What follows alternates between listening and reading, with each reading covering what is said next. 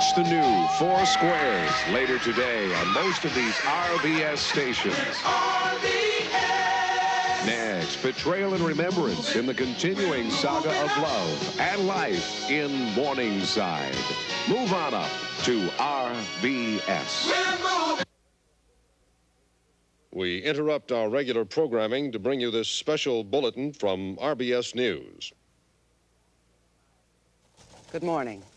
This is Susan Miles in New York. There's a rapidly unfolding situation in Charleston, South Carolina this morning, where an unidentified group is holding 4 hostages on board a ship. Apparently, they are demanding to make a statement live over the RBS network. Megan Barkley is in Charleston and has more on that story. Susan, the situation began approximately 1 hour ago when the Coast Guard attempted to board a vessel that had berthed at the wrong dock. The footage you are about to see was taken by a crew from the RBS affiliate in Charleston, WPIV. This is unedited material. As you'll see, events were happening very rapidly. Charleston docks were quiet today as talks broke down again between longshoremen and the Port Authority. This is quiet, right? Great. Very nice. Thank you. All right. Dock strike, take 4. Charleston docks were quiet today. What's going on here? What's happening here? Trying to get closer, Captain, all right? Come on, let's get closer.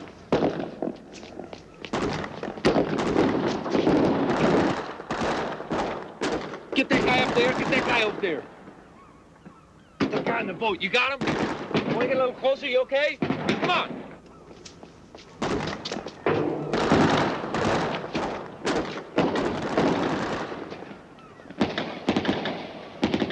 That guy's got an Uzi, man. I think he's got an Uzi, come on. Reporter Stephen Levitt and cameraman George Takashima were covering a dock worker strike. Instead, they found themselves in the midst of a gunfight. What the hell is going on here?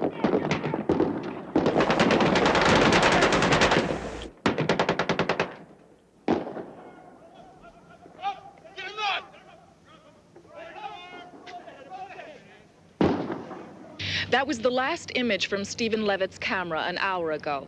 However, in a bizarre turn to an already bizarre situation, Stephen Levitt was not the only person recording that gunfight.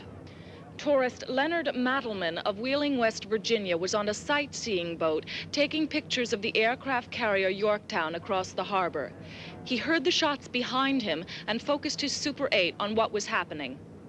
Mr. Mattelman caught on film what Stephen Levitt couldn't, the appearance of 2 more gunmen on the dock who took Levitt, his cameraman, and the 2 remaining Coast Guardsmen hostage. Mr. Mattelman was flabbergasted at what he saw. When I first saw what looked like a kidnapping, I took the pictures with my camera. And then I just realized that there was all this shooting going on, so I just ducked down. You. Yes. Within minutes, police had closed off the area, and the 3 wounded Coast Guard personnel were taken to area hospitals. The ship, a tugboat named Liberty May, was found to have been leased out of Norfolk, Virginia, 3 days ago by someone named James Lawson. For 30 tense minutes, that's all that was known. Then WPIV, the RBS affiliate in Charleston, received a radio telephone call from Stephen Levitt. I'm allowed to say that I'm being held on the ship. I am unhurt. George is here along with the two Coast Guard personnel. Now they have a demand. What they want is a live feed over RBS. Tell them. All right, I'm being told to say that that if they don't, that they will begin to kill the hostages in 1 hour if they do not receive a live network feed. Okay, that's it. Susan, that's where the situation stands right now. As I said, the call took place 30 minutes ago. Since then, there's been no further contact. I understand there have been discussions with RBS in New York. You'd know more about that than I. Thank you, Meg. We do know more about that now. As you can see, I've been joined by the Dean of RBS News, John Woodley. John, I understand you were a participant in those discussions. Yes, thank you, Susan. I've just come from 25 minutes of meetings between the FBI and representatives of RBS News. Just moments ago, an agent from the FBI's New York Bureau had this to say. Do we have that yet? Now this is right after the meetings. No, the Bureau can't take a position on what they broadcast. We're not censors. Our policy is to save lives wherever possible. This is not the time to go into the ethical questions, and many are raised here involved in giving unrestricted access to the airwaves. The point right now is that lives are being threatened. Now, this group, whoever they are, has proved its seriousness by wounding 3 Coast Guard personnel. The FBI and RBS management feel that literally, when someone is holding a gun to your head, you do as you're told. And with that disclaimer, we're going back to Meg Barkley with the understanding that the preparations for that live feed are underway. Meg, do you see any sign of that? Susan, a WPIV crew began stringing cable in the direction of the ship a few moments ago, but they seem to have been stopped by several of the police ringing the dock. Meg, it's our understanding that the FBI has spoken with the local police. There they go, John. They're stringing the cable toward the ship. Meg, do you have any information on Steve Levitt? I've met Steve Levitt on several occasions, actually. He's very well thought of. I understand he's 31, he's single, he's a graduate of the University of North Carolina, and he's been a reporter at WPIV for 3 years. I don't know if you can see it, but there's somebody there. There is one, he's coming, I believe this is one of the terrorists. He's still holding an automatic weapon. He's taking the cable, he's taking it onto the ship. He has the cable. I think it'll be a few moments now before the connection is made. John, I have some information about the cameraman, George Takashima. He's 39 years old, is married with 4 children, has won several awards for outstanding camera work, and was a combat photographer during the Vietnam War. Susan, we have some information about one of the Coast Guardsmen. He is at an area hospital. He is in critical condition. So far, he's been undergoing... Excuse me, Meg, we seem to be making contact with the ship. Out on the dock.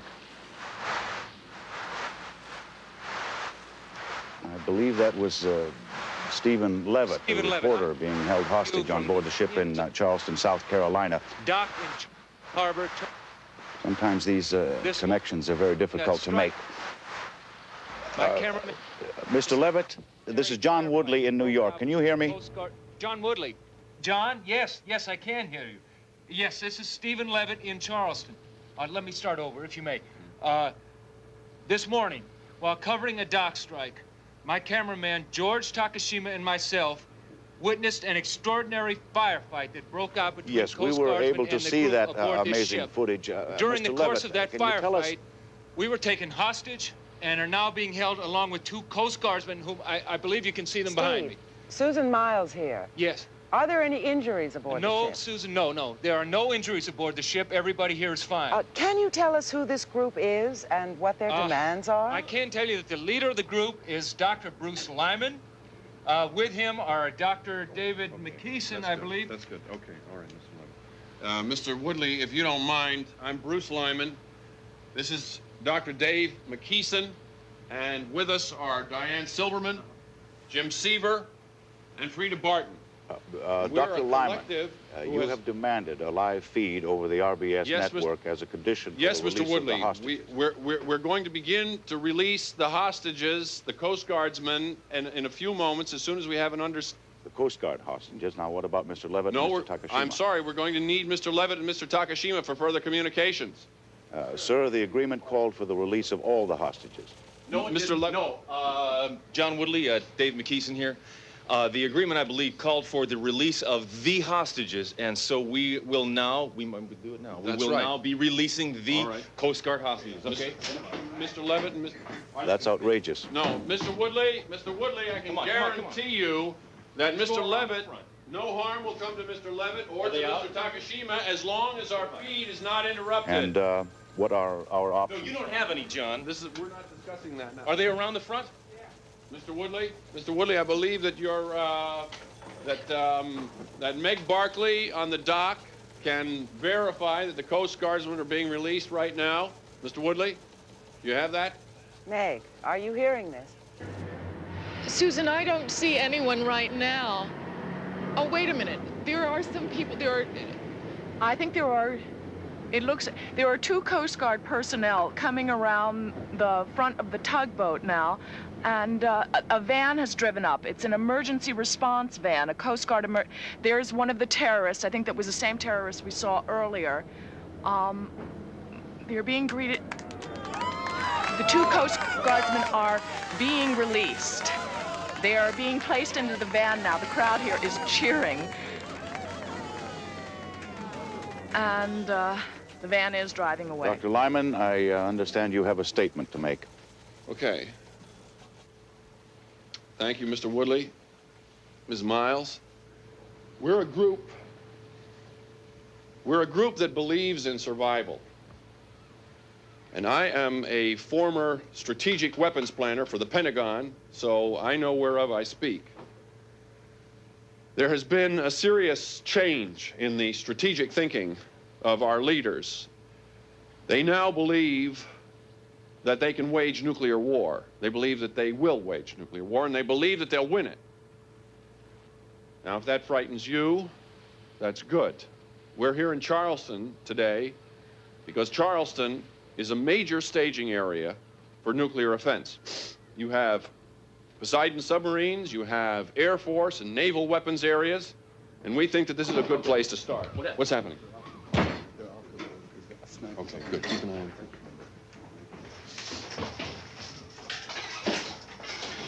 So Charleston is the place for us to start.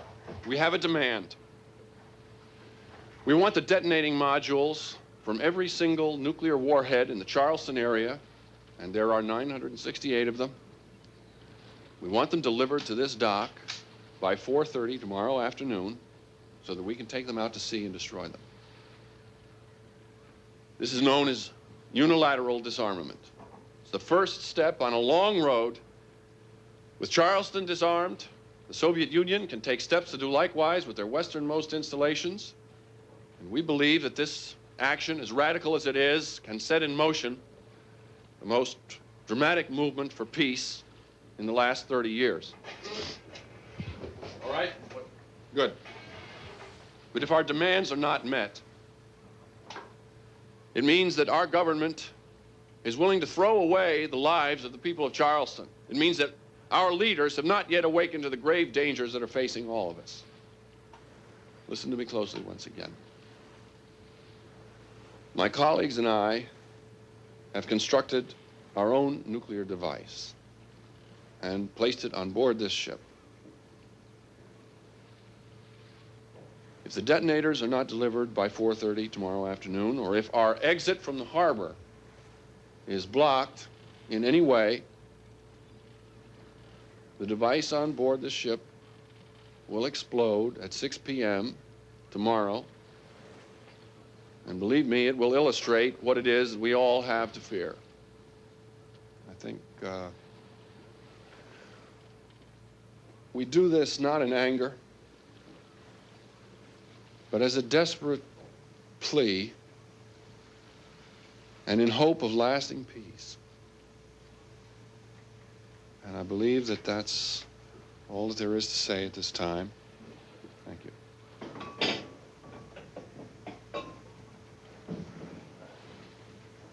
Mr. Levitt, there's nothing more to say at this time, and I want you to cut back to New York, and the authorities are going to have to think about what Charleston is worth to them.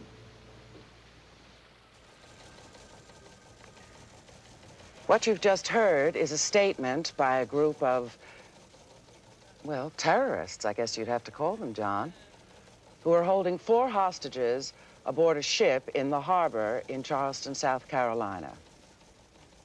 Well, Susan, nuclear terrorism is something that this country has feared for a long time. Let's make this clear. We don't know anything about this group. We have no evidence that their threat is real. There have been several hoaxes of this kind in recent years. Well, nevertheless, they claim to have a nuclear bomb on board, and they're threatening to explode it by 6 o'clock tomorrow evening if their demands are not met. They have wounded 3 Coast Guardsmen, 1 critically, and are holding 2 newsmen hostage. I think we'd have to say at this point, bomb or not, that this situation is a highly dangerous one. RBS News will stay with the story as it develops.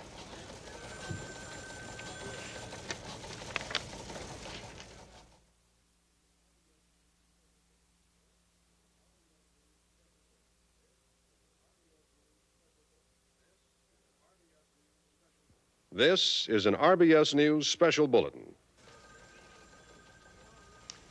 John, while we wait for this briefing from the Department of Energy, and let's stress once more that there is no indication so far that there is a bomb on board that ship. Presumably, the briefing will address itself to that question. Let's go back to Meg Barkley in Charleston, where a group of terrorists is holding 2 hostages. Meg, have there been any further developments?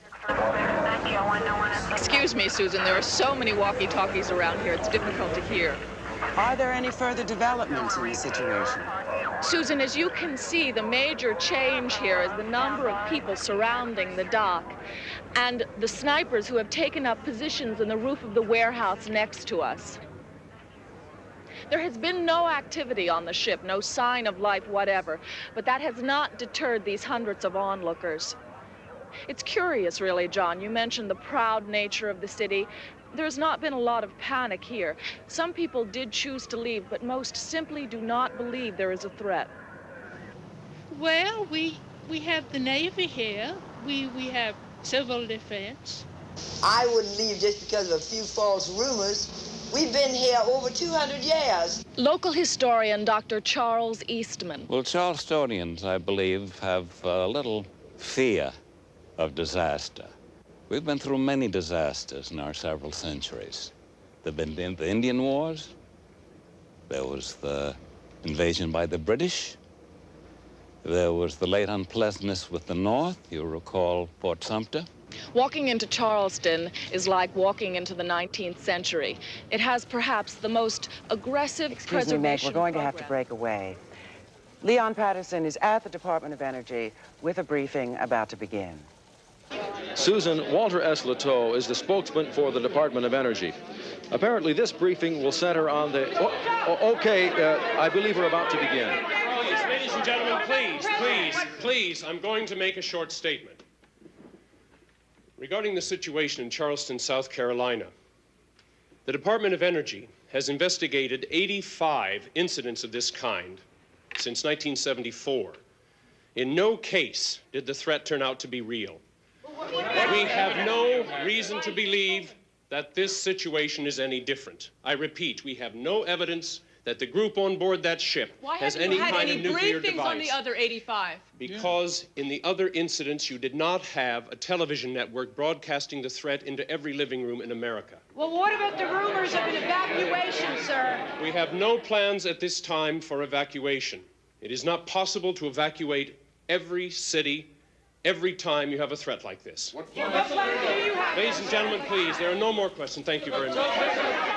All right, that was Walter S. Leteau, spokesman for the Department of Energy.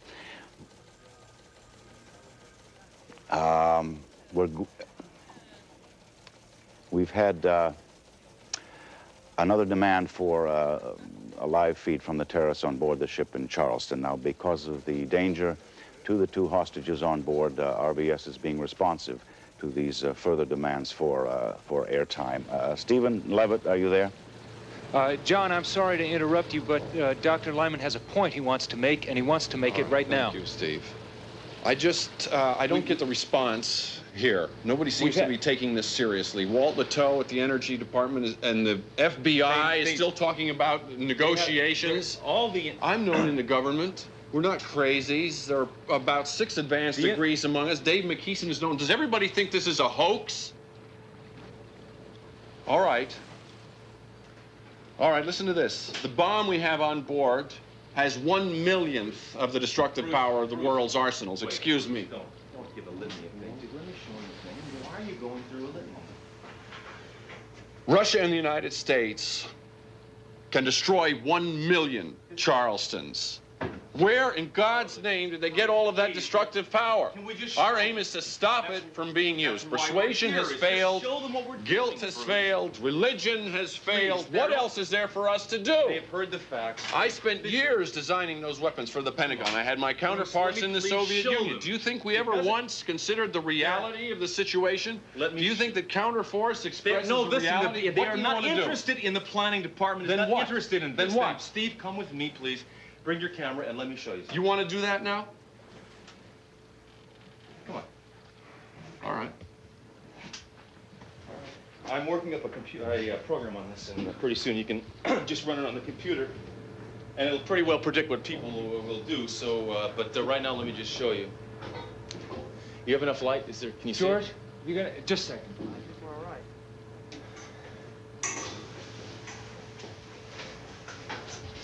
Okay, all right, go ahead. Okay, this is it. Now, this is an implosion device. For those of you who are interested, this is what took out Nagasaki.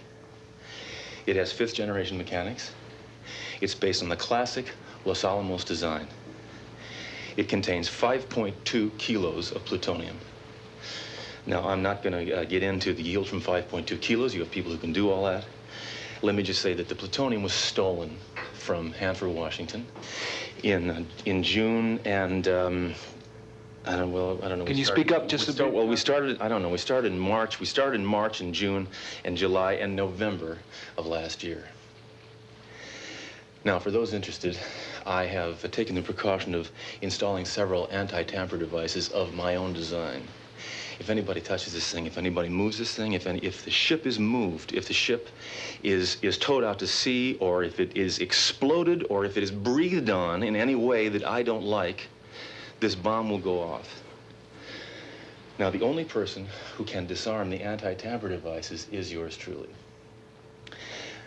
Don't try bribing me and, offering me computers and stuff. I have all that kind of stuff. The only way to get me to disarm this thing is to bring me the detonating modules. Now, there are NEST guys out there. This all can be verified. This is not a problem, and Mr. Woodley can just check it out. We're not amateurs.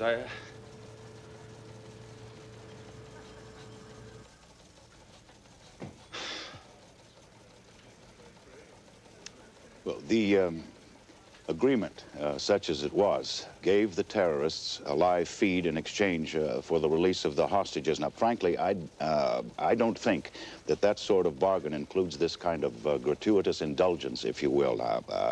I think I should reiterate, we do not know if their threat is real, and until that's determined, I think we should reserve the right to at least practice some restraint.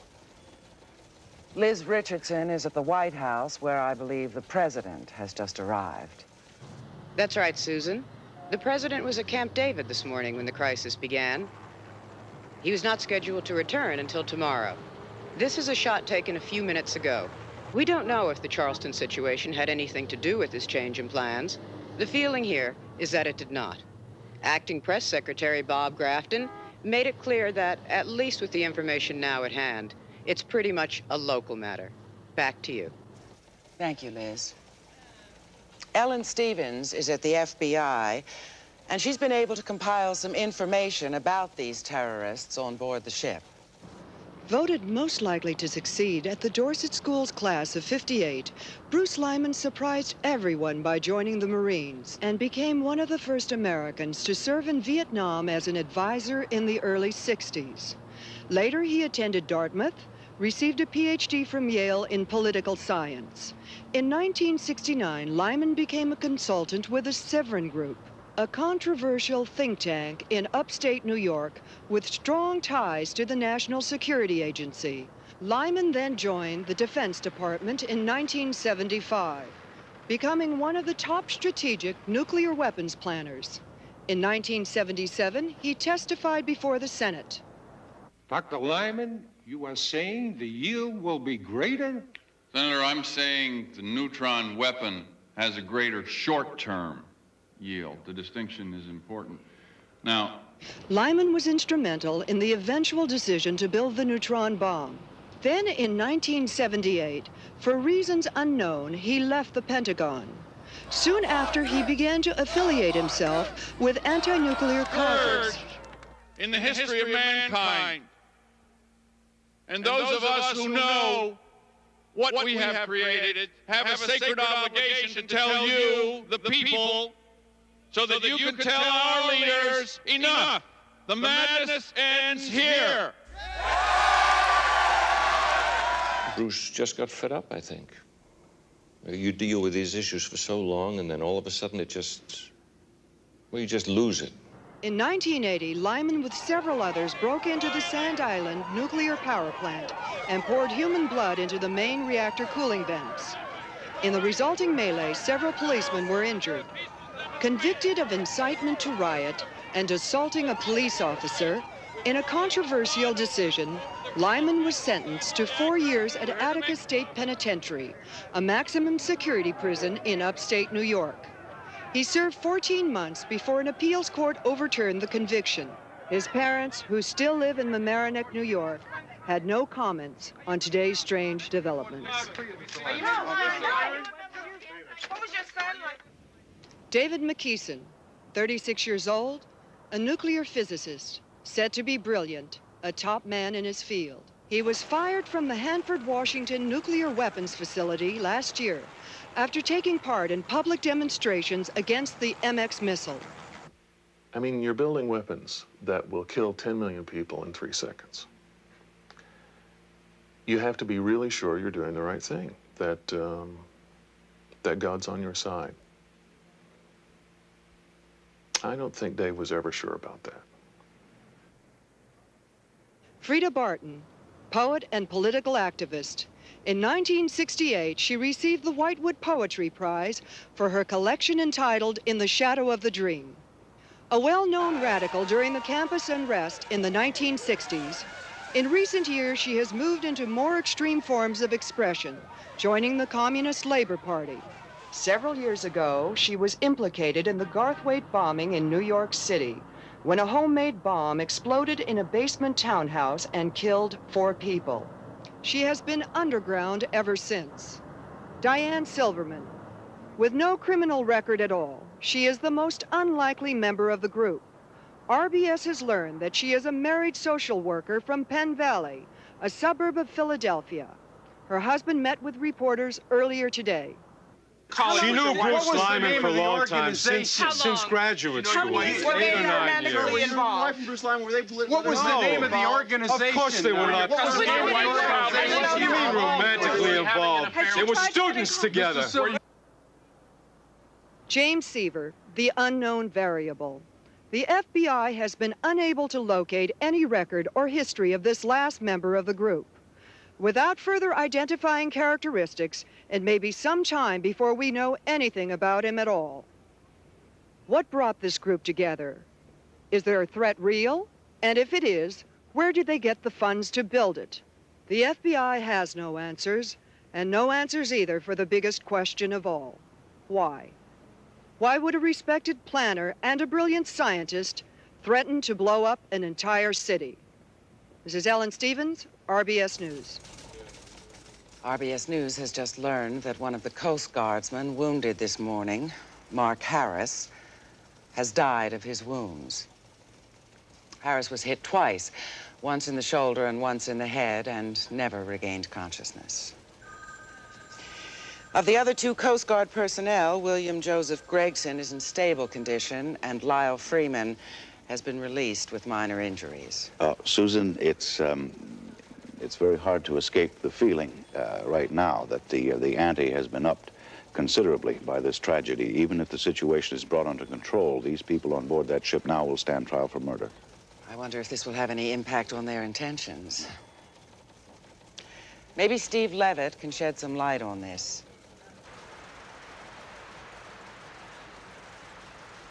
Are we getting through to the ship? Steve Levitt, can you hear me? Yes, we are here. We saw that report on the monitor, as we have seen everything that has come over the monitor. You would have to say that the group is reacting very strongly to this news. Perhaps we can talk to Frida. Miss Barton, could you give us some sort of statement concerning the death of the Coast Guardsman? Well, there's a lot I could say, but saying never achieves the doing. Well, let us not forget that one man is like all men, and all men dying is a succession of one man dying. And I grieve for this one. I grieve for his family. And I say indeed, and I mean it, I am sorry. I am deeply sorry. But I am concerned with all men. And does this distract me from my goal? No, not in the least. No. Dr. Lyman. Oh, no. Dr. McKeeson. David?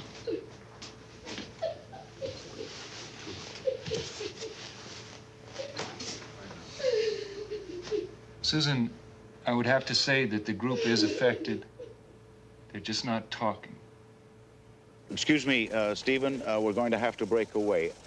Morton Saunders is at the Capitol with what I believe is something on the stolen plutonium. Morton? John, the tangled halls of the Capitol hardly seem the place to uncover stolen radioactive material, but we'll take our leads where we find them. I'm holding in my hand a confidential memo written by a Senate aide. I can't say who. A memo which confirms that more than 5 kilograms of plutonium were found missing from the Hanford, Washington facility in January of this year. Morton, if I understand you correctly, that's in keeping with Dr. McKeeson's claims of when and where he obtained the plutonium? That's correct, Susan. This in the face of several government denials that any plutonium was missing. Have you gotten any response at all to the memo you're holding? We're expecting that shortly. The off-the-record response has been nothing short of a firestorm. Everyone's been operating under the assumption that this was a hoax. Now they're not so sure. Morton, I'm being told that the White House is going to make an announcement in a very few minutes. Perhaps the mystery will be cleared up. Let's hope so. In the meantime, we're going to speak to 2 gentlemen who might be able to throw some light on this situation. One is Dr. Niels Johansson of the Institute for Energy Research at Princeton in New Jersey, and the other is Dr. Morse Mansfield of the Severin Group in upstate New York. Dr. Mansfield, what about this plutonium? Miss Miles, there's a myth about plutonium security, that the stuff's just lying there waiting for somebody to put it in his pocket. It's just not true. We have inefficiency. Good God, yes. I'd believe Hanford lost the stuff, but I'll be damned if I believe Bruce stole it. Dr. Johansson. Yes, and on the other hand, David McKeeson is one of the 5 or so more intelligent atomic scientists working today. This, I would say, cannot be a good sign, yes? Gentlemen, we'll be going to the White House in just a few moments. This demand for the detonating modules. I don't believe the bomb is real. We're witnessing an extraordinary kind of bluff, a poker move, simple as that. Dave McKeeson discovers 5.2 kilos are missing from Hanford and says he stole them. I'd hate to modalize a retreat on that basis. Dr. Johansson, a few seconds. Morse wishes to play card games with the life of an entire city. Are you asking me if I think the bomb is real? I think David McKeeson is capable of it, yes. Thank you, gentlemen. We're going to have to break away. Robert Grafton, the acting presidential press secretary, is about to make a statement from the White House. The president has asked me to make an announcement. We're not going to take any questions. To our knowledge, I want to make this clear. To our knowledge, there is no evidence that the threat in Charleston has any substance whatsoever. It is a cruel and irresponsible affront to the citizens of that great city and to everyone who calls himself an American. Now, in the interest of public safety, to ensure order and calm, the president is ordering the limited evacuation of the Charleston area. He is taking this step. He is taking this step to assure the people of Charleston that everything possible is being done. The evacuation will be handled under federal emergency guidelines. We'll have further briefings as the situation resolves itself. Thank you. That was acting Presidential Press Secretary Bob Grafton announcing a limited evacuation of the Charleston area.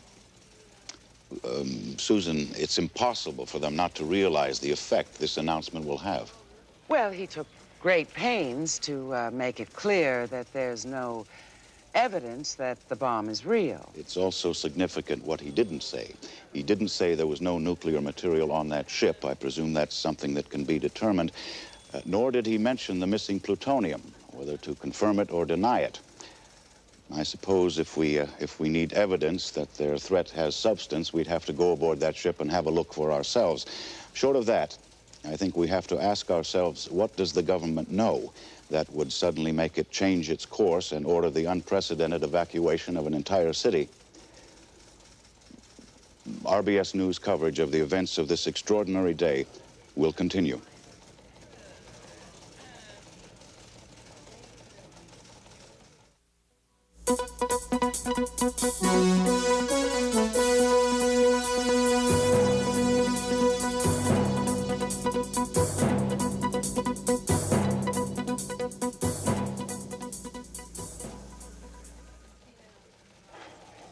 Well, it's now past midnight.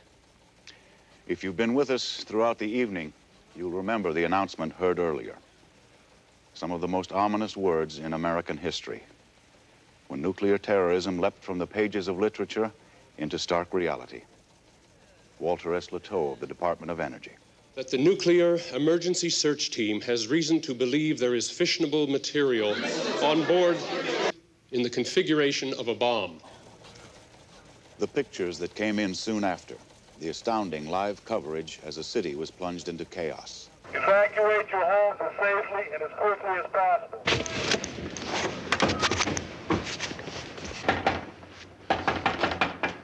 Ma'am, we're evacuating this part of the city. If you get your valuables in your possession. A nightmare come true.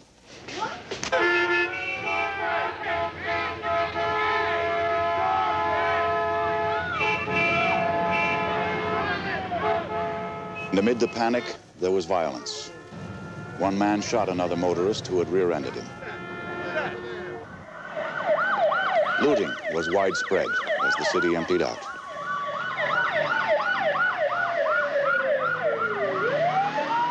And many of those who tried to leave found themselves blocked at every turn.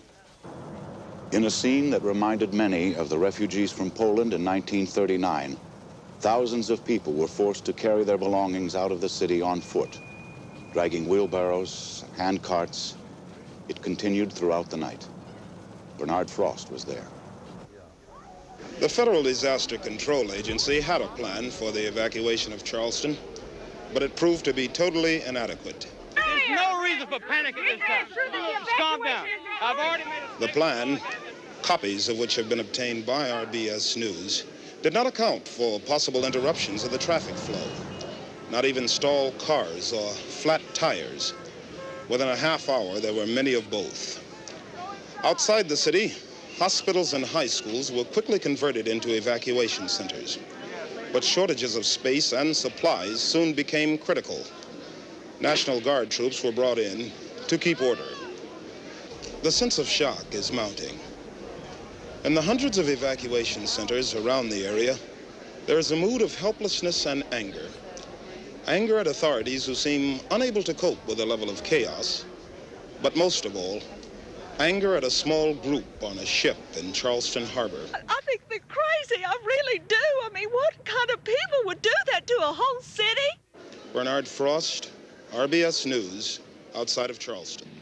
As in Charleston, the mood of panic in Washington is matched by feelings of anger. When the announcement came at 3:30 today, the Senate adjourned in chaos. Burton Lamb of Louisiana was apparently so furious he didn't wait for his limousine to show up. Why isn't anybody wondering? Why aren't they thinking about what the role is of the communists in Charleston? Among the voices of rage, few counsel moderation. Earlier today, I spoke with Senator Ryan of Pennsylvania. Well, Morton, certainly we can't compromise the security of the United States. But on the other hand, I can't countenance the destruction of an entire American city. I don't envy the president on this one. Atlanta, Georgia, 290 miles from Charleston, presumably safe, even if the bomb were to explode. But you wouldn't know it from the citizens of Atlanta. I heard there was one close by here, too. By noon, the police department had logged 15 nuclear extortion threats. They're all hoaxes, but the government wants to check them out anyway. Atlanta's experience was repeated around the country. Washington, 8 extortion calls. St. Louis, 6. New York, 67. Yeah, it really makes them come out of the woodwork, doesn't it? In Philadelphia, as in other cities, churches and synagogues were filled to capacity as people try to find comfort. Observers say nothing has touched the American nerve like this since John Kennedy was assassinated. That feeling of helplessness and dread, the knowing that it could happen anywhere. It almost happened here at the Washington Monument not long ago, when a man claiming to have 1,000 pounds of explosives threatened to blow up the monument. The difference is Norman Maier had no explosives. Bruce Lyman does, of a much more threatening kind. That difference may yet rock the very foundations of our country.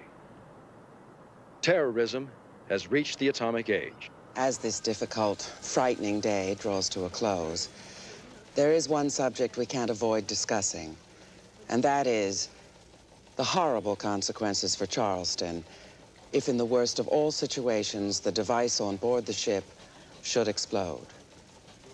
RBS science correspondent Arlen Seri reports. Charleston, South Carolina, one of America's most beautiful cities, with an international arts festival, a strong preservation program, in many ways a secret city, untouched by time. While the city guarded its past, just up the river developed one of the nation's major nuclear weapons staging areas.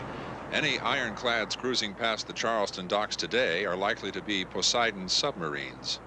This is the city that is threatened today. In many ways, a study in contrasts.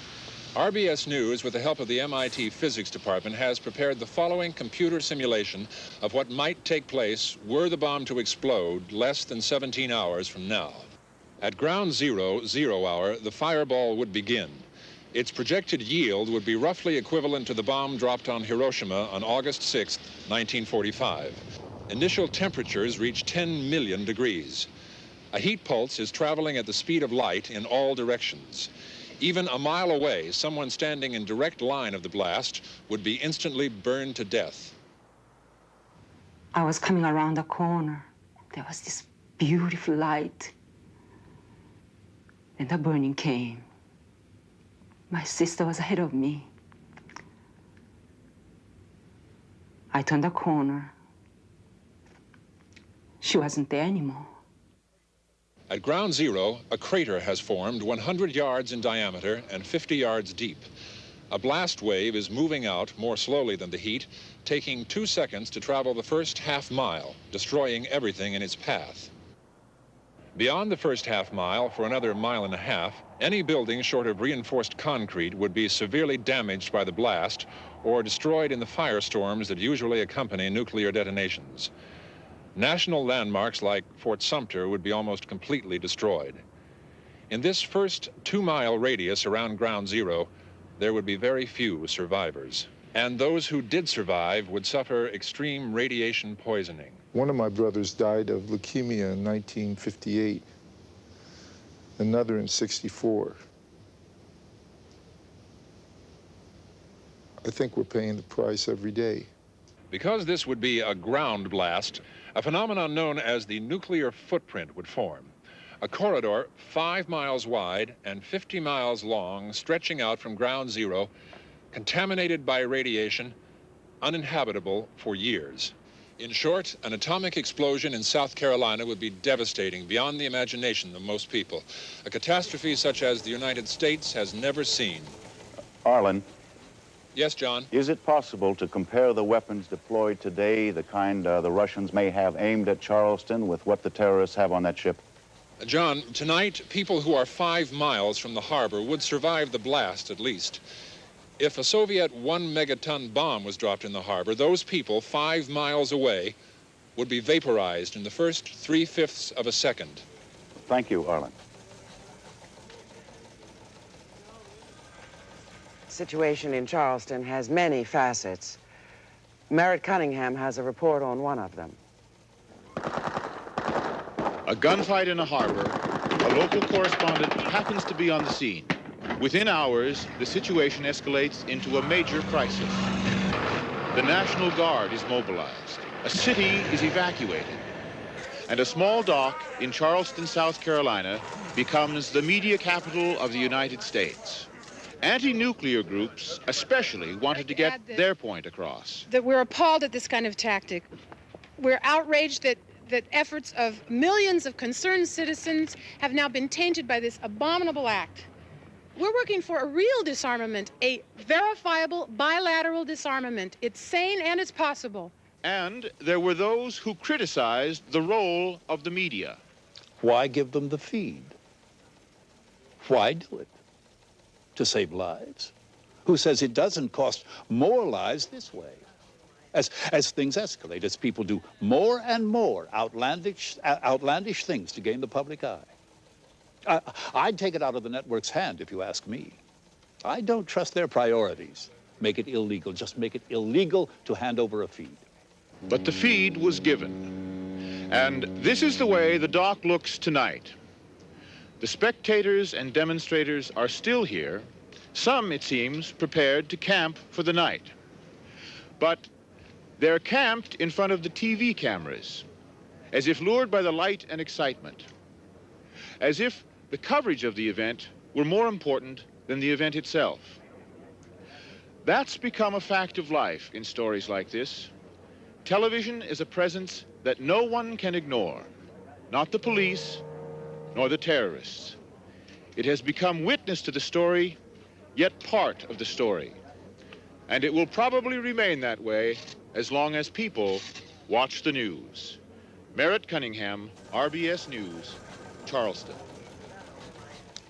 You know, John, this live feed from the ship, it's a product of amazing technological advances, and we have to wonder, if it were not available, would the terrorists have been able to gain a national forum, as they have? Well, Susan, I think that reporters always tend to be blamed for the bad news they bring. Well, yes, but it's a question of complicity. We have to ask the question if the news media actually contribute to the very situation. Excuse me, Susan, we're going live. We're being joined live by Stephen Levitt on board the ship in Charleston. Go ahead, Steve. Yes, John, the entire group has been watching the broadcast, and Dr. David McKeeson would like to make some kind of... I just wanted to say that I have been listening to what you've been saying about how the news media is taken advantage of by people, and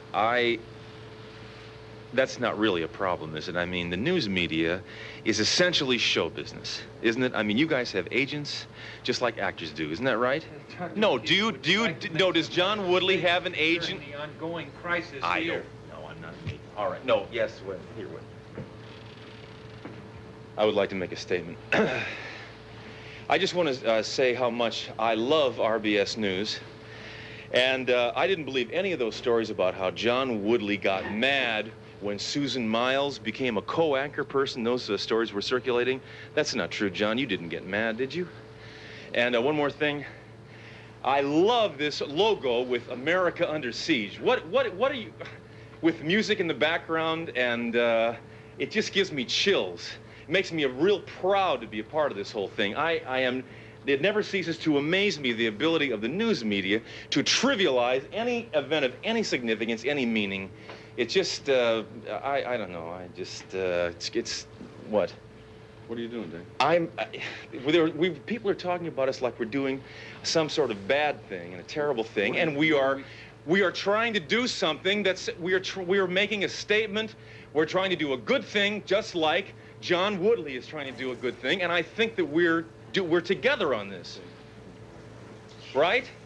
Well, I think any connection between what Dr. McKeeson is doing and RBS's attempts to cover it is highly remote. John, the news, you guys eat us for breakfast and for lunch. You have like an earthquake or a plane crash or something. John Woodley, good Anglo-Saxon name. I hope it's his own. He's not the enemy, Dave. John? He's just a front man. John, are you there? Yes, Dr. McKeeson. Well, does this qualify as gratuitous self-indulgence? Well, perhaps that's in the mind of the beholder, Dr. McKeeson, if you choose to think of it like that. I'm getting John mad here now. Don't mean to get John mad. See, I'm just trying to improve your rating points. You think this is about ratings? John, okay, John, you tell me. Look, here's what you do. I want you to call up NBC, call up CBS, and get them on the line, and you tell them that there's a story here that you don't want to cover anymore. This will show me then. There's a story you don't want to cover. Take Steve out of here. Steve has really doing a great job, and I know that if he stayed here, his career would be made with RBS. But if it doesn't mean, rating points don't mean anything to you, then what I want you to do is cut me off. Just pull the plug. I mean, if you're so righteous, if it doesn't matter to you that the entire country is tuned to RBS for exclusive coverage, we'll just end it. I mean, NBC would kill its mother for this footage. Any of them would. So, but if it doesn't matter to you, fine, then cut it off. I would like to see RBS willingly give up exclusive coverage. This would be interesting. Let's see it.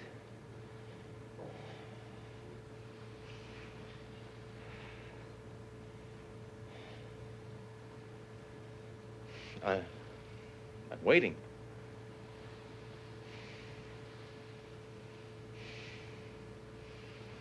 Well, I guess we all know where we stand, don't we?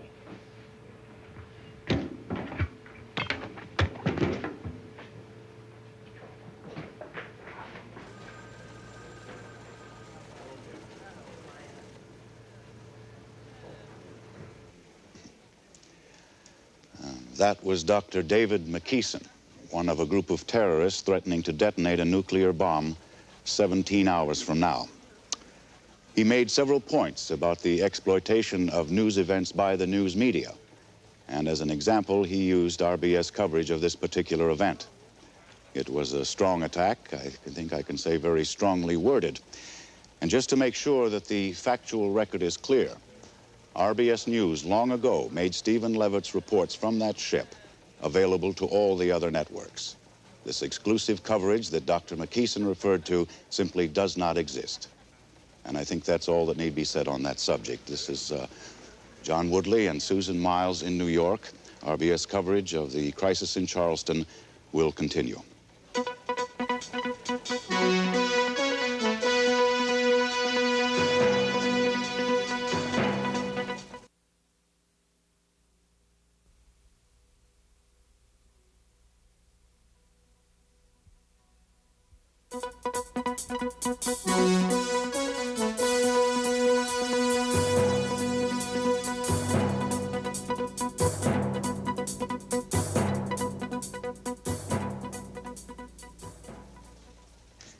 Good morning. This is Susan Miles and John Woodley in New York on this, the second morning of a crisis that has riveted the attention of the world. In Charleston, South Carolina, a group of terrorists are demanding that unless the area's nuclear weapons are disarmed, they will explode their own nuclear bomb. The President is ordering the limited evacuation of the Charleston area. And now, as the second day has begun, another frightening development in Charleston earlier this morning. It began at 7:43 this morning, a news helicopter venturing too close to the ship. James Seaver, the silent terrorist, made himself heard at last with a vengeance. It's going down! Look out! After a tense and sleepless night, Seaver seemed all at once to succumb to the pressure. Bruce Lyman, the leader of the group, was unable to calm Seaver down. Stephen Levitt attempted to help. A scuffle broke out. Seaver demanded a microphone, claiming he had a statement to make. You too, because you work for them, man. You work for them. The ones up there, because I see what goes on your channels, and because it's all like the same thing, you know. I've seen you guys. You have some guy on there, and then you start laughing at him. The next thing you know, I've seen it, man. He proceeded to issue a strange and seemingly irrational string of demands. I want a Porsche, and I want $340,000. After half an hour, Seaver abruptly stopped talking and sat down. This doesn't mean anything. Jim is, he's a sensitive guy, and nothing has changed. But as the morning wore on, it became clear things had changed. Diane Silverman, one of the terrorists, requested a telephone hookup with her husband. David, I don't know if I'm... The kids are watching, aren't they? Yes, they've been watching.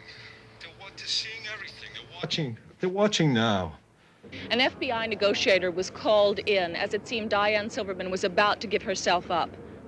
By 9 a.m., the government itself seemed uncertain, faced as it was by a group whose behavior was becoming increasingly unpredictable. This morning's events in Charleston cast a pall on an already gloomy morning in Washington. Members of Congress are only too aware that the authorities in question have had nothing public to say since the crisis was recognized at 3 p.m. yesterday.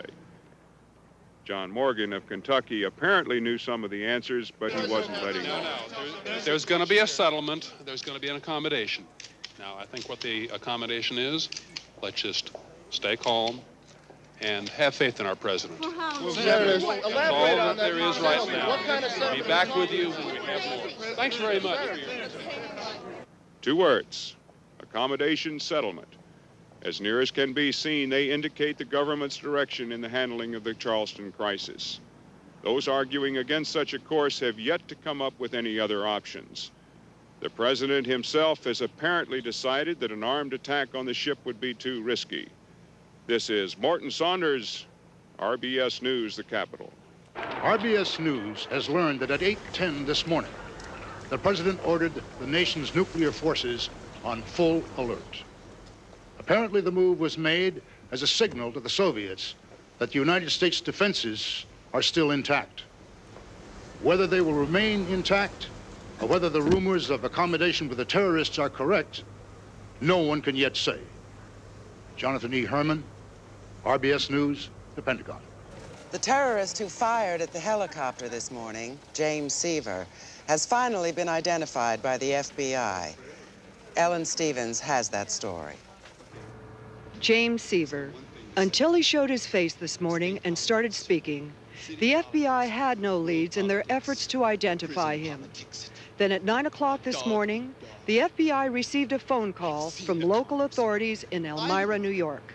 James Seaver was recognized as the man convicted in 1971 of wounding bank teller Martha Verona during a robbery that was photographed by security cameras. Under his real name, James Anthony Stromer, Seaver had been sentenced to 25 years at Attica State Penitentiary. Stromer was still at Attica in 1979 when Bruce Lyman served 14 months for incitement to riot and assault. Ex-cellmate Jimmy Lennox. That guy is a walking psycho ward. That's about the best way I could put it. He's a nut.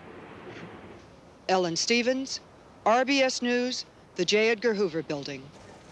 There are about 140,000 people now in evacuation centers and private homes outside of Charleston. Bernard Frost reports on the conditions there. The problems for those who have left have been staggering. Not enough food, not enough clothes, not enough medicine. After 19 hours of evacuation, the situation in many centers is critical. Families are still separated. I tried to get in touch with the school to find out what happened, but they can't tell me anything. They were put on buses and hauled away, but I don't know where. How are we going to feed 150,000 people? But the federal government has been bringing in supplies around the clock from all across the country. This rock is Jesus. And, indeed, amid all the suffering and panic, not all the emotions have been negative. The evacuation centers have been witness to sometimes amazing examples of humanity and self-sacrifice. People giving up food for others. People giving up clothing so that others will not be cold. Indeed, those who feared that this crisis would bring about a general breakdown of society have been proven resoundingly incorrect. And gripped his soul,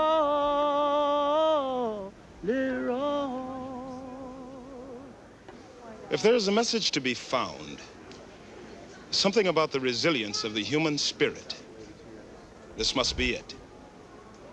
Bernard Frost, RBS News, at the Cali Junior High School. Some residents of Charleston have expressed a Excuse me, I'm being told that we're going back to the ship now, perhaps for a clarification as to whether Diane Silverman is giving herself up to the FBI. Steve Levitt. What? Our agreement that says this maximum dose round demonstration. What am I doing? Throwing up my guts for 17 days. Yes, Susan. Susan, I'm sorry. It's very hard to hear you right now. Is What? Diane Silverman still speaking with the FBI? No, she's not. She's staying. I say we've been hearing here some on board the reports ship. from Washington, hints that they may be moving toward a concession to Dr. Lyman's demands. Dr. Lyman, we are hearing hints from the government now that they are about to give in to your demands. Well, it's lovely the way the government drops hints. I want to hear something. I don't want a feeding in here. No, come on. All right, okay, I'm doing it. I'll set it off right now, damn it. I'm going to do. We've just heard Dr. McKeeson apparently threatening to detonate the nuclear device. I don't think I'm exaggerating when I say that the situation on board that ship is deteriorating rapidly. As the time of their deadline runs out, whatever intention they may have had, whatever message they may have wanted to get across, at this point, is totally lost. This is Susan Miles with John Woodley. RBS News coverage of the crisis in Charleston will continue.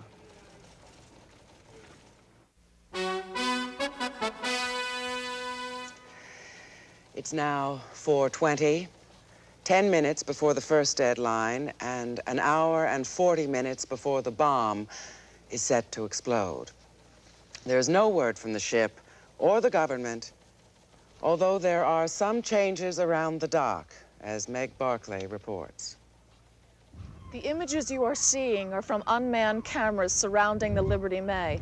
Within the last half hour after the exchange of gunfire, all the demonstrators, spectators, media personnel, all mobile units were moved back a safe distance from the ship. The RBS control position is now on the aircraft carrier Yorktown, which has a permanent berth as a floating museum across the harbor from the tugboat. Meg, what is the distance? How far are you from the Liberty May? About 2 miles. Is that considered a safe distance? No one will say, actually. It's the furthest we could get and still cover the story. As time runs out, the gentleman sitting next to me may be able to provide some insight into what's taking place on the Liberty May. Dr. Abraham Shersma is a psychoanalyst in New York City. Doctor, the situation seems to have deteriorated rapidly aboard the ship. We've heard nothing at all for several hours. Well, we have a very volatile mix there. James Seaver's outburst. God forbid I should be the one to disagree with the FBI. But in my opinion, James Seaver is not the most dangerous member of that group. That distinction belongs, I believe, to David McKeeson. He is a man, obviously. He's been hospitalized for paranoid-type disorder, but I think what's more important than that is... Excuse me, Doctor, could you explain that in a little more detail? Well, a paranoid is somebody who takes threats that originate inside of his own mind, and he perceives them as coming from the outside world. So that an innocent comment, a chance coincidence of events can be interpreted as dire threats. But what I was trying to say, and I think this is more important, I understand that you have those 2 tapes ready. This is why he is dangerous. Maximum dose, ground blast, demonstration. What have I done? Been throwing my guts up for 17 days in a row? That's it. I'm doing Hold it there, please. What did I bust my guts for? Throwing up for 17 days in a row. Could we have the other one, please? TV, let's watch a nice movie. Set to some sort of nature or something. You need something. What do you need? No, I don't know. What do you need? I don't know. We'll stew. I need a white count. I need to find out. Hold it again. Now, I wasn't exactly sure what this meant last night, but with the other exchange this morning, and I've talked to a number of physicists about this, I'm quite certain that David McKeeson contaminated himself with plutonium while he was making the bomb. It's an unbelievably toxic substance that causes radiation sickness at first. That's what he means by the vomiting. And it's the later stages, though, that are really deadly. Usually leukemia within a year to 18 months. That's what he means by the white count. David McKeeson is a very dangerous man because he knows that he's dying already. The bomb doesn't hold any danger for him anymore. Excuse me, Dr. Shearsman. We've just made contact with the ship. We're going now to Steve Levitt live. Yes, Susan, it looks like it's down to the wire. Steve, it's quite a relief to reestablish contact. What was the problem? Well, Dr. McKeeson had decided that there was no more... Steve, we were worried that something had happened, on the ship. But it seems that things are actually calmer now than before. Well, there's no more shouting, if that's what you mean. But considering that it is 4:25 and there has still been no response, I could hardly describe things here as calm. Does anyone have anything they want to say?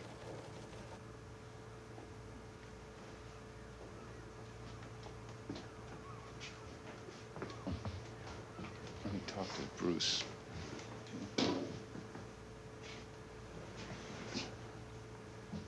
Dr. Lyman. Yeah. Well, they're psychoanalyzing us. It's kind of neat. 5 minutes to go and they're psychoanalyzing us.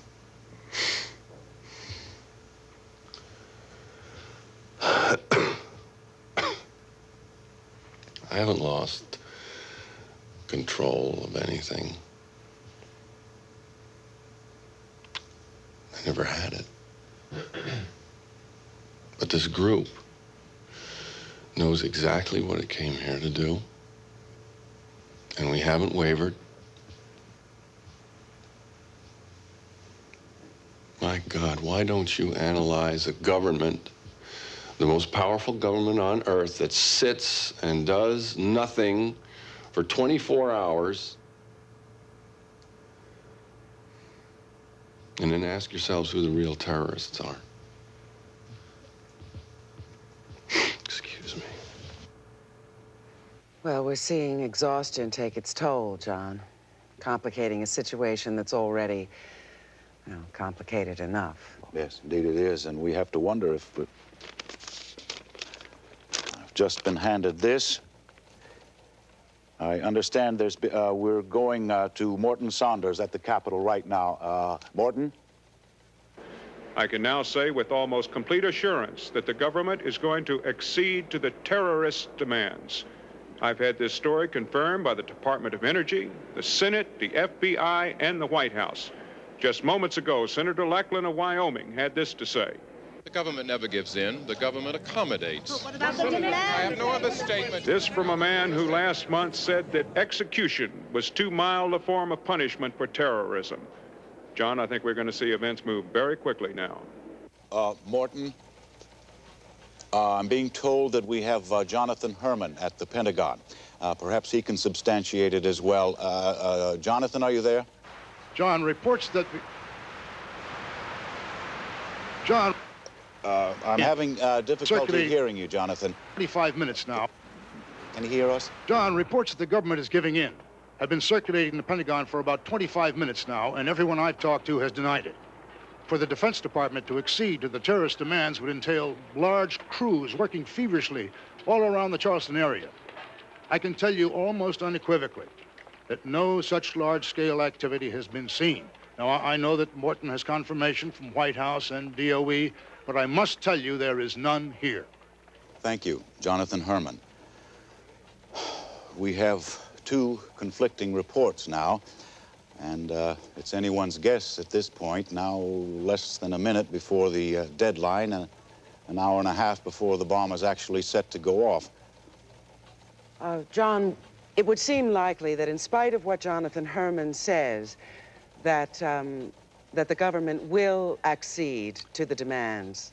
Well, Susan, on the other hand, it's been the long-standing reasoning of the Israelis never to negotiate with terrorists. And they've had a lot more experience with this sort of thing than we have. Time is running out. 12 seconds. 8 seconds. I don't see what could happen now. 3 seconds.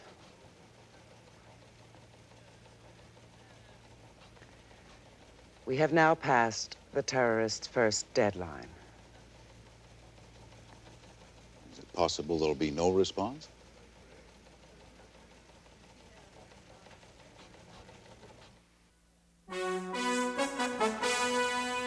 It's now 4:31 and some seconds. We don't know what may be delaying the government's decision. We have now passed the terrorists' first deadline, the one they felt would give them enough time to take the detonators out to sea and destroy them.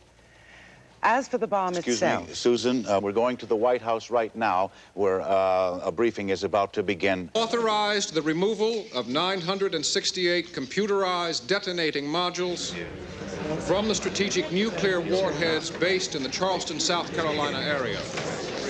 These modules have been removed from their warheads and are now on their way to the tugboat Liberty May. There, they will be loaded onto the ship. When the loading is complete, the ship will be allowed to move out to sea. Neither the loading nor the exit from the harbor will be impeded. Signed, the President of the United States. Thank you. We may at least be seeing the end of the drama in Charleston. We'll go now to the ship for a reaction from the terrorists. Dr. Lyman, it looks as though you have succeeded. It's hard to tell. We may have won. I don't know. The signs are auspicious, but we're going to have to see those trucks coming here before we start singing any hosannas. Jim, take a look from the bridge. Grafton is an inveterate liar. He is an incurable liar. We won. You've never believed him before. Frida, yes? We won. It doesn't matter whether the detonators come or not. We put our case before the American people. We won. John, have we got any confirmation of the trucks coming down now? Meg Barkley, can she see the trucks? Can we get some confirmation that the trucks are indeed coming down? Steve, I can't see anything right now. I'm going to look at the monitors from the unmanned cameras. I should be able to see the trucks when they get to be about 100 yards, maybe even 200 yards from your position, but I can't see anything right now. While we're waiting, let's go back to the Capitol and Morton Saunders. After all, he was the one who went with the story before anyone else. Well, Mort, first the plutonium and now this, batting 1,000. Thank you, John. I can now say, now that the announcement has been made, that the government reached John, its I think I see the trucks. approximately 45 minutes. Yes, I definitely see the trucks. I'm seeing a convoy of trucks. They're beginning to arrive right Meg, now. We're going back inside the ship for... Oh, God, we did it! This is it, John. It really seems to be happening now. Let me see if I can get... Dr. Lyman. What do you think of that, Steve? What do you have to say to that, Do you think Steve? that the American Lemonade people are going to accept your tactics? Steve, I never wanted to explode that bomb. Dave, we did it. Doctor, do you think that the it. American people will accept your The tactics? suffering in the world is too dangerous, Steve. They'll accept it. I know they will. God, thank God. Excuse me. God bless the United States. Yeah. Dr. McKeeson, do you believe now that the trucks are really... John, as you can see... Steve, the trucks are arriving at the dock right now. You could probably see them if you look out through the window. The trucks are parking now. They're unloading some boxes. Can you see any official personnel? Is there any military presence there at all, anything like that? No, I can't see anybody right now. I'm looking in the monitor, and I can only see what you can see. But it does appear that they are proceeding as requested by the terrorists. Oh, look at that. Look at that. It's a great day. Great day. Great. The picture went out. Steve, what is going on here? What's going on? There's no picture. I don't know. Steve, what is going on? I don't know what's going on. Come on, come on. Maybe somebody stepped on the wire. Nobody stepped on the wire. George, Nobody stepped on the damn thing. Now, what's going on here? Step on the wire, George. Steve, I don't know what's going Nobody on. touched anything. Somebody touched the wire. What's going on? Steve, what's going on Wait. out there? New York, see this? What do you see out there? What there? John. All right, Steve, John, John, we have no picture here on the monitor, John. They've had a power failure in a transmitter at WPIV. Steve, there's nothing intentional here. Every television... Why don't you tell that to Dr. Lyman, because he can't hear anything over the monitor now. Dr. Lyman, we understand there's been a power failure in a transmitter in North Charleston. What? It has nothing to do whatsoever with what you're seeing on the dock. What? Every television in Charleston is off the air. What? They say there's been a power failure. No, there's not a power. They're having a power failure right now. They're still unloading out there. Well, get ahead. Go up there and see what's going on the bridge.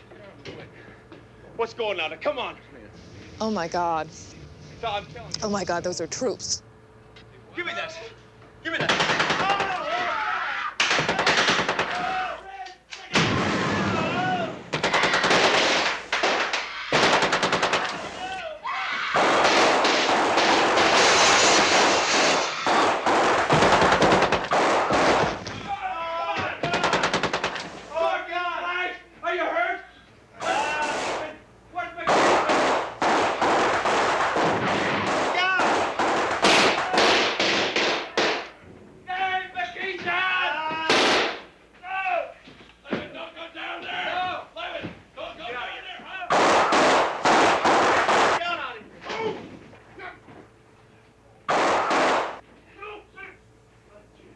McKeeson, don't fire! Don't come down here. Don't come down here. Don't panic, man. Don't come down here. I'm telling you, don't come down here. Take it easy, all right? No. Don't come down here. Take it easy, man. All right, I'll do it. Don't do it. See, Dad, I'm the reporter. I'm the reporter. I'm the reporter. Anybody else alive up there? Yeah, there's a woman up here. She's the only one. Where's somebody out here? George, are you all right? George, I'm the reporter, man. I'm the televisor. George, I'm cut. I got That's all you need, man, but I'll tell you what, you do it. You got it, George? We got the bomb, man. We got it. It's all right.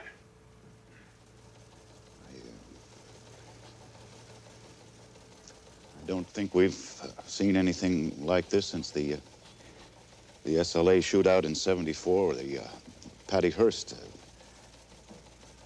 My God, it's a miracle those two weren't killed. Is Levitt hurt? Did you hear? He seems to have a cut. Came out of it with a cut. Well, what we've seen here is that the government clearly had this plan in the works for some time. Put one over on all of us. The announcement, the trucks bringing the detonators, I believe the word is diversion, and it just went off like clockwork. And the amazing thing is that the bomb didn't explode. Well, I suppose that could still happen. We have a 6 o'clock deadline before we get carried away. Meg, Barkley, are you still there? John, we were not able to see too much. Everyone here is just astounded, absolutely in the state of shock. We have been moved to a safer area of the Yorktown, the Fantail, but we're just so happy that Steve Levitt is safe. What a brave moment, and that the bomb did not go off. You can second that over here, Meg. Bernard Frost in the Cali Junior High Gym in Sweetbriar. We have some pretty excited people, as you can see. Back to you, Meg. They seem to be getting everyone off the ship very quickly now. And there's Steve Levitt. He appears to be all right. And his cameraman, George Takashima, who took those incredible pictures.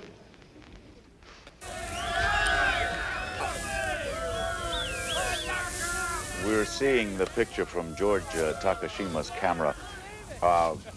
Steve, can you hear me? Yeah, John? Steve, yes, you're John? all right. Well, John, we're all a bit dazed right now. I have a little cut. It's nothing serious. John, I never thought I'd walk off that ship.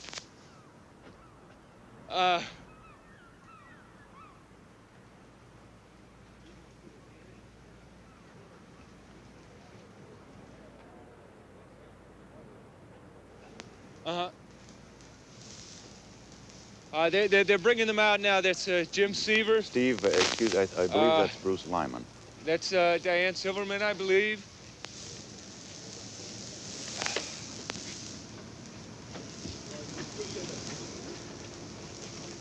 There's Jim Seaver there. He's coming out now.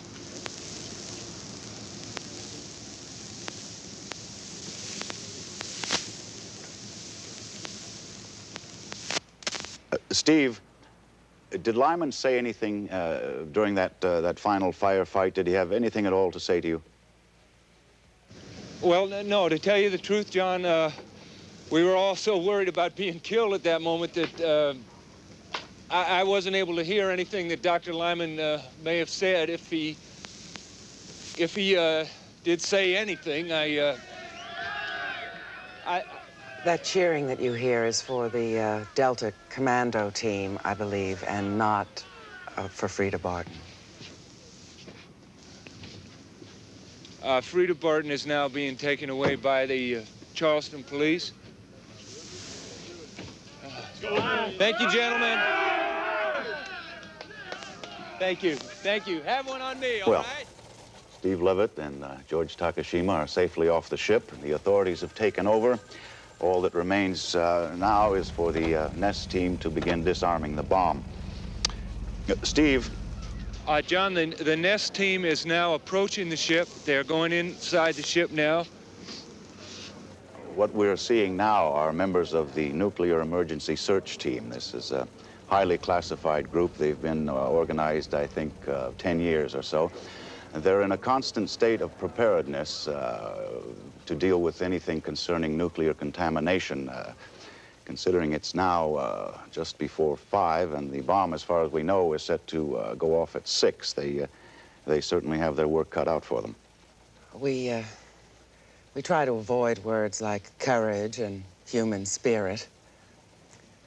I think as we watch these men board the ship, knowing the responsibility lies solely on their shoulders, those are the only words that come to mind. RBS coverage of the crisis in Charleston will continue.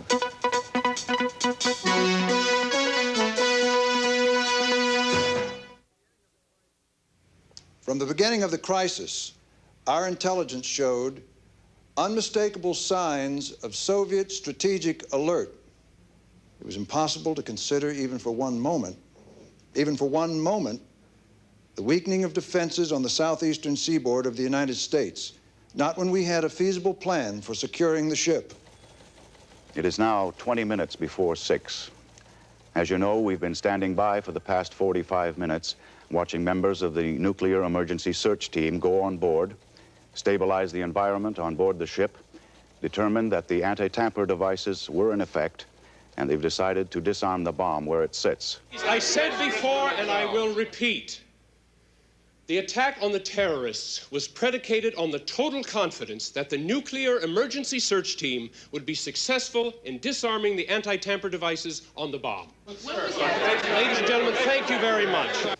The image you see behind me is from the Nest camera that they've brought on board the ship. Dr. Niels Johansen, the physicist from Princeton, has been kind enough to rejoin us to try and clarify some of what we're seeing.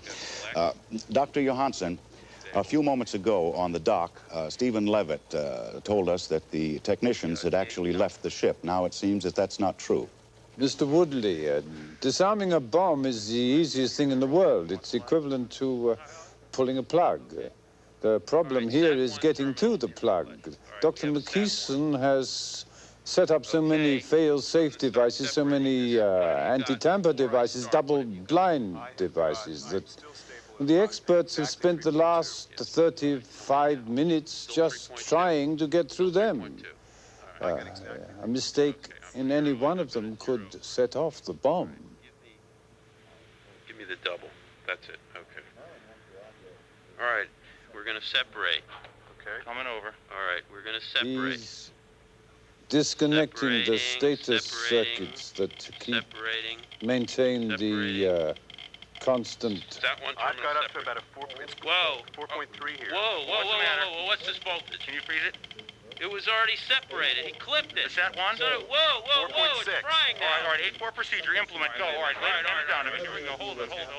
I'll read it. Okay, hold on. All right, now. John, something seems to be going wrong here. Have you heard anything there in New York?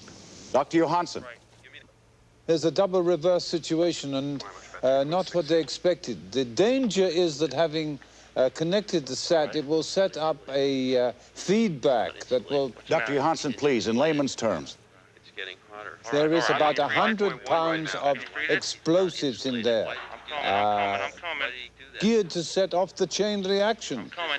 They have just put a match onto the whole pile. Steve, you and George should move back.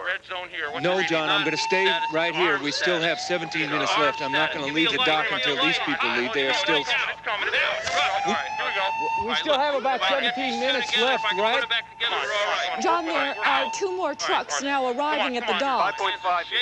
Command control, do you copy?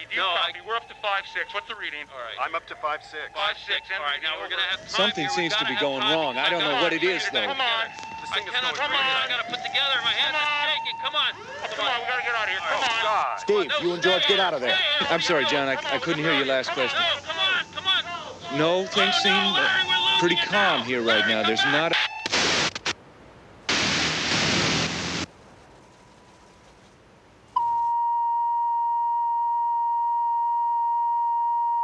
Oh, somebody get me some information, damn it!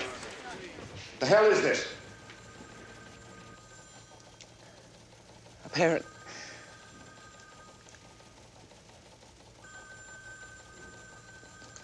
Apparently we have lost contact with Steve Levitt in Charleston.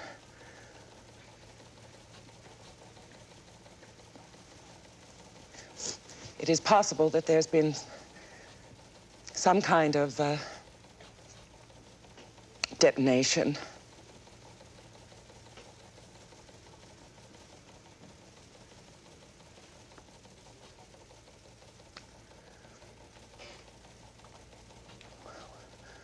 We're awaiting further details.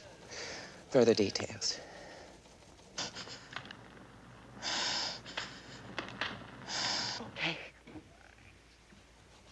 Meg?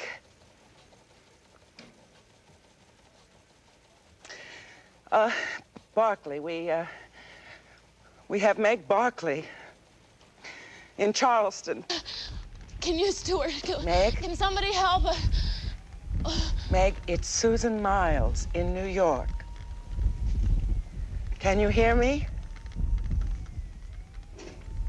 You're there? Yes, Meg.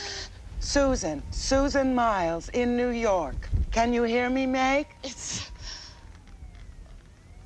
Oh, my God, it's, Meg, please tell us what happened.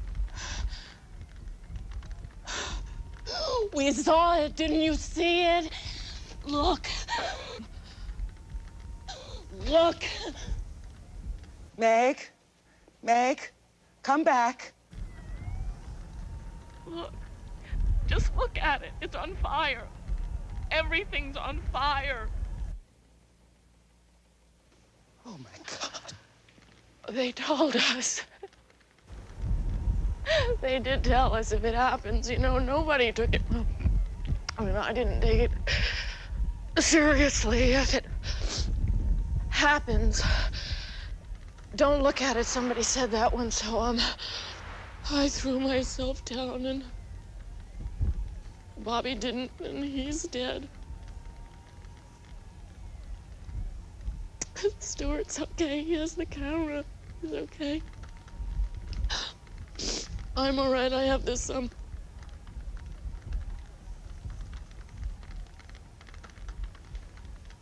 Is the radiation coming now? Does anybody know that? I mean, are we hurt? Are we gonna die?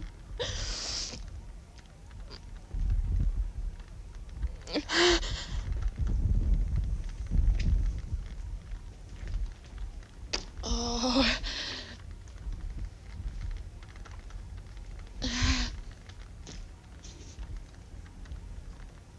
There's some glass here.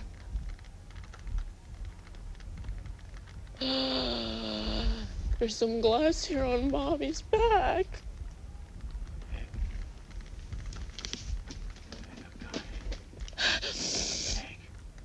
What? I've got tape of it. Got on tape. Stuart says he has a...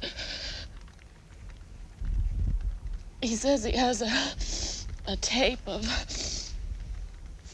A tape of the explosion. Tell him to run the tape, Meg. Run the tape.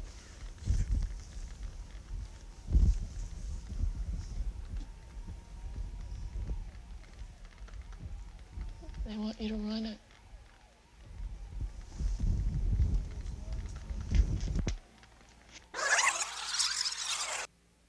Look, Bobby, what are those nested chess guys? What are they? Nobody tells us anything around. Hey, Stuart, can you see what's going on?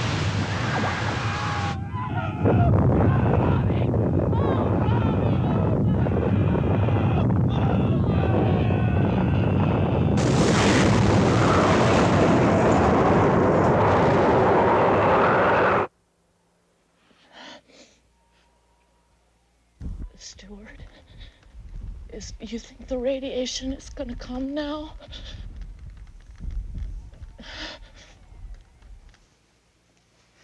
John,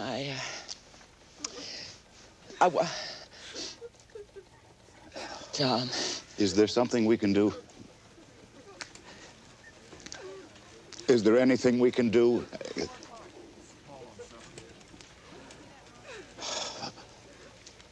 There's got to be something we can do. Now, someone figure out what we're supposed to do.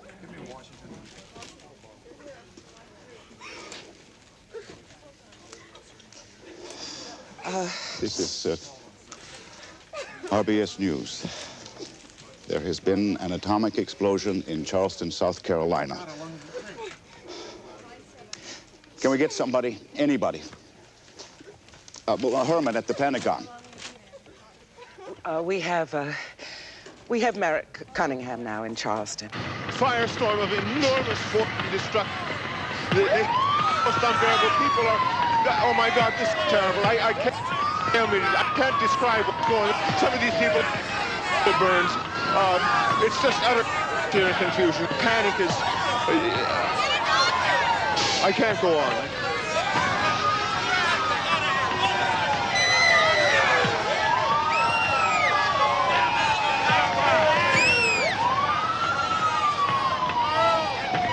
The city's on fire. John, this is... People are standing here watching the city burn. The injured are beginning to arrive. Excuse me. My God.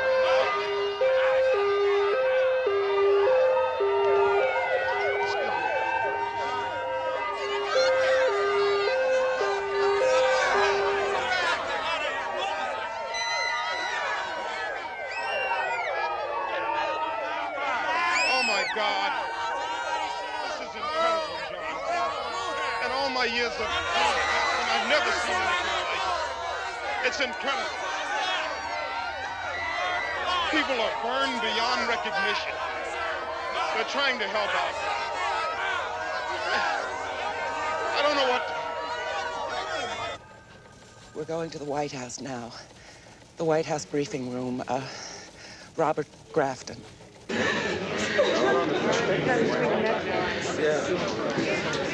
Ladies and gentlemen, we have just received word from Charleston, South Carolina, that a nuclear detonation of undetermined magnitude has just taken place a few moments ago. We don't know anything else, except that damage and injuries are expected to be extensive.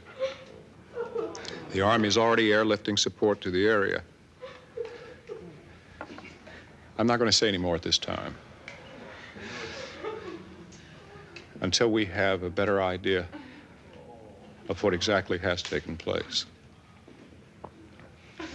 There's just one last thing.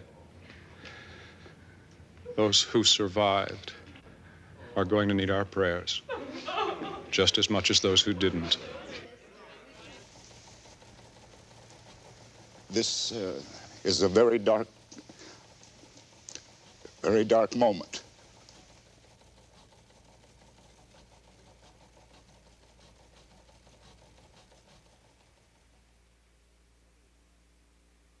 Good evening. This is Newswatch. Emergency efforts continue in Charleston, South Carolina, where 3 days ago an atomic explosion destroyed the heart of the city. Estimated at a yield of 23,000 tons of TNT, the blast was seen and heard up to 400 miles away and created a firestorm that is still burning in several areas. Due to earlier evacuation, the number of dead is estimated at less than 2,000. But at last count, there were more than 25,000 injured. Many of those are burned and have been flown to hospitals around the country for treatment. But altogether, the burn care centers in the United States have only 2,400 beds, less than half the number needed for the victims of the Charleston blast. Because of onshore winds spreading fallout west of the city, 250,000 more people have been evacuated from outlying areas. In all, 500,000 are homeless. Scientists estimate that it may be years before the region is safe to reoccupy. Trauma care centers are being set up to care for survivors, many of whom are physically uninjured, but suffering from shock and delayed stress. Authorities are also caring for hundreds of children who are either orphaned or cannot find their parents. Counselors tell of recurring nightmares and shock. One child of 9 apparently committed suicide. After 3 days, the shock seems to be just setting in. Early talk of rebuilding has been forgotten in the wake of radiation estimates. Hundreds of thousands of refugees face the prospect of starting new lives elsewhere in an already depressed economy. As for Charleston itself, the city of gardens and narrow streets and beautiful old houses, that city is gone forever. A new city may someday grow there years from now, or it may remain a desert. Whichever, the staggering loss of what once was can never be eradicated. In other news, more riots in Poland today as demonstrators clashed with police over working conditions at the Gdansk shipyards. Reports indicate at least 27 injured. The World Bank met in emergency session today, stirring fears of international panic in the wake of yesterday's surprise default by Peru on a $27 billion loan. I'm Susan Miles. More news later on most of these RBS stations. Good night.